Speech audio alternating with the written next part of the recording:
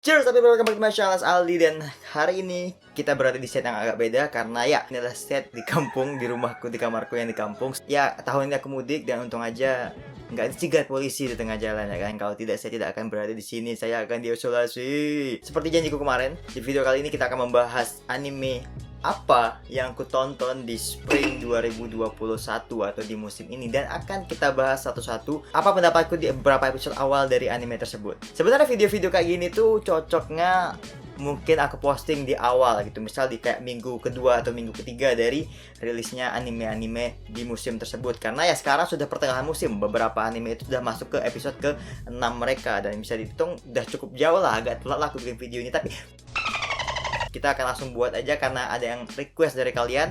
Aku juga udah janji, walaupun lambat ya, ya terima aja lah ya. Oke, mari kita bahas beberapa anime yang aku tonton. Aku nonton beberapa anime juga, ada juga beberapa yang viral tapi nggak aku tonton.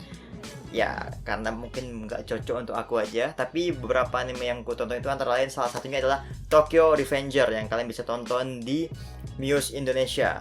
Nah, soal Tokyo Revenger ini aku udah nonton sampai episode 5 dan kesanku ya awalnya agak lambat sebenarnya. Episode 1, episode 2 menurutku pribadi agak lemah untuk penyampaiannya, untuk ceritanya agak lambat dan lemah gitu. Tapi ketika dia mulai masuk episode 3, 4, 5 itu mulai berasa tensionnya, mulai berasa sesuatu yang membuatku tertarik untuk nonton Tokyo Revenger. Memang anime itu berasa anime shonen kali gitu kan, kayak anime-anime yang friendship power, nakama power gitu kan, dan lain-lain. Tapi kalau dari konsep, dia ada menggunakan konsep time sleep atau time traveling, like that gitu kan. Walaupun memang agak kurang masuk akal, tapi aku suka ceritanya. Aku suka bagaimana mereka bikin cerita yang adalah tujuannya gitu. Aku juga suka tema geng-geng sekolah kayak Crow Zero gitu, model-model seperti itu gitu kan. Itu tema berandalan sekolah tapi ya laki banget gitu. Kalau mereka tuh nggak jahat sebenarnya gitu. Kalau mereka tuh ada ikatan persahabatan yang kuat di antara anggota gengnya. Aku suka kali konsep itu sebenarnya gitu kan. Dan benar ini anime ya shonen kali, berasa sangat shonen, dan ya silahkan ditonton bagi kalian yang suka anime yang seperti itu.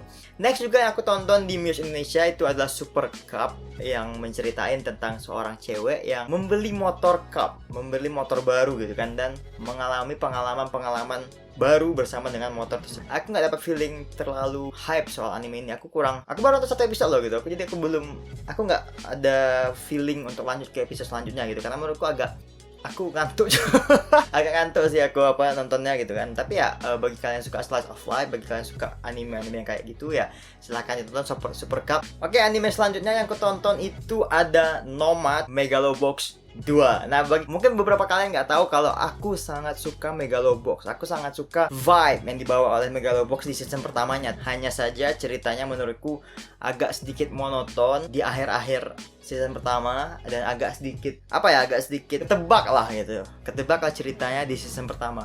Nah, di season kedua itu menceritakan aftermath dari karakter utamanya, menceritakan tentang kehidupan karakter utamanya beberapa tahun setelah ending season pertama gitu kan, dimana karakter utamanya si Joe digambarkan sebagai orang yang depresi. Yang aku suka dari Megalobox, dalam aku nonton 4 episode awal di Megalobox 2 ini, dia nggak menjelaskan dengan detail apa yang terjadi dengan Joe di awal-awal. Jadi penonton dipikir ini Joe kenapa gitu, karena dia langsung time skip 3 tahun gitu. Langsung time skip 3 tahun, semuanya agak berubah, kondisinya beda kali sama akhir season pertama. Dan kita tuh dibikin mikir, ini si Joe kenapa jadi kayak gini, apa yang terjadi sama dia gitu, kenapa dia bisa sampai sedown itu gitu. Dan aku sangat suka ketika mereka mencoba menggambarkan sosok Joe itu menjadi seorang yang lemah lagi gitu, bukan lemah dalam hal fisik ya, tapi lemah dalam hal psikologi, dalam hal mentalnya. Dan aku sangat suka ketika mereka mengangkat cerita itu, dan it's really good gitu, bagaimana Joe itu bertarung melawan dirinya sendiri, bagaimana Joe itu mencoba untuk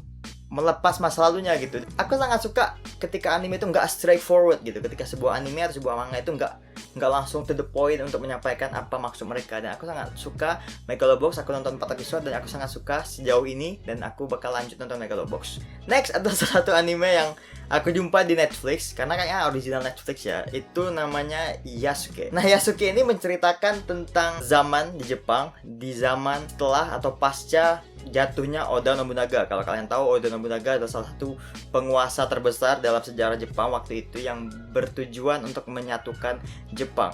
Tapi uniknya adalah di Yasuke ini karakter utamanya adalah seorang samurai yang merupakan bawahan dari Oda Nobunaga, di mana samurai tersebut adalah seorang lelaki berkulit hitam. Wow, aku nggak tahu apakah sejarah itu benar-benar ada. Misal seorang samurai berkulit hitam dari bangsa luar. Aku bakal cari bentar ya. Oh, anjir, beneran ada.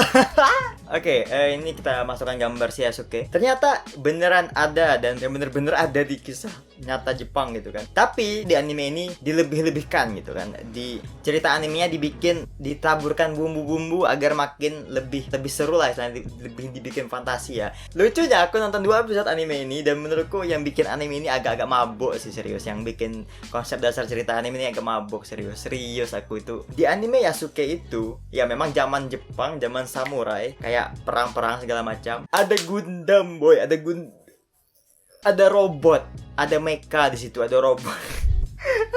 Cok, di animenya ada robot, ada manusia serigala, ada penyihir. What? Di zaman kerajaan di Jepang gitu. Dan itu menurutku agak aku ketawa-ketawa nonton animenya. Nah, uniknya dari anime Yasuke ini tentu aja karena Yasuke adalah orang berkulit hitam. Orang Jepang baru pertama kali mungkin melihat orang kulit hitam gitu kan. Karena bahkan dibilang kotor kali anjir gitu kan. Padahal kulitnya hitam. Dan itu ada juga beberapa bagian yang menggambarkan kalau Yasuke itu mengalami diskriminasi bahkan di dalam inside lingkungan dari Oda Nobunaga sendiri gitu kan. Karena ya beberapa samurai itu memegang teguh budaya kalau yang bisa menjadi seorang samurai hanyalah orang yang memang dari golongan mereka gitu, bukan dari orang luar gitu. Menurutku ini entah itu relatable atau enggak, aku nggak tahu itu terjadi di masa lalu atau enggak, tapi menurutku itu adalah poin yang menarik untuk ditonton di Yasuke. Kalau mau coba, keren, menurutku cukup unik animenya gitu. Juga di season ini ada 2 manga yang pernah aku bahas di channel ini, yaitu Ijiranai de Nagatoro-san dan Goku Shufudo. Aku udah pernah bahas keduanya dan kedua-duanya dijadikan anime di musim ini. Pertama kita bahas satu, yaitu Goku Shufudo atau The Way of House Husband, yang sebenarnya ketika rilis, bahkan dari rilis trailernya itu udah mulai banyak orang yang bertentangan pendapat mengenai art style animasi yang diangkat oleh studionya gitu kan, studio JC Staff, dimana mereka mencoba mengangkat kayak animasi yang masih manga-manga gitu, masih kayak cuman panel manga yang dikasih animasi gitu, cuman panel manga yang digerakkan. Kalau kalian pernah nonton trailer manga kayak trailer manga Chainsaw Man atau trailer manga Tokyo Ghoul Rei, ya kayak gitu konsepnya, cuman kayak panel manga digerakkan gitu kan.